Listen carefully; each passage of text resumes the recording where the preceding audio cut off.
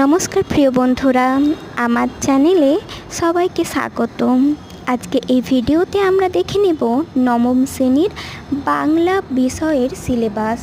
যারা এসএলএসটির জন্য নবম শ্রেণীর সাহিত্য সম্ভার বইটি পড়ছো, তাদের বিষয়টি খুব কাজে লাগবে। তাই পুরো বিষয়টা অত্যন্ত মনোযোগ সহকারে দেখো।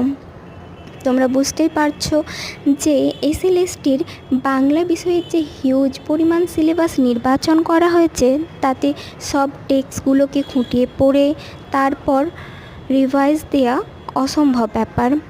তাই তোমাদেরকে কি করতে হবে, প্রথমে টেক্সটগুলো ফলো করো, তার বিষয়বস্তুটাকে সুন্দর করে বুঝে নাও।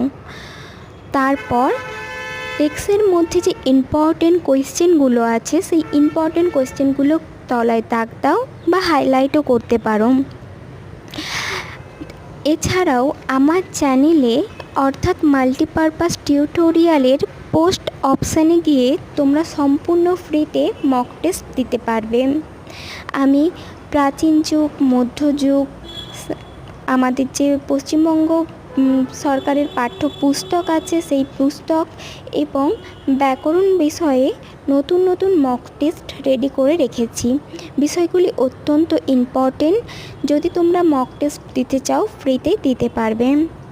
ধন্যবাদ প্রিয় বন্ধুরা, তোমাদের সকলকে। আমার সাথে থেকো, পাশে থেকো। নতুন নতুন তথ্য পেতে সাবস্ক্রাইব করো আমার চ্যানেলটা। পাশে দেওয়া বেল আইকন বাটনে ক্লিক করো সবার প্রথম নোটিফিকেশান পেতে। ধন্যবাদ সবাইকে। ধন্যবাদ বন্ধুরা।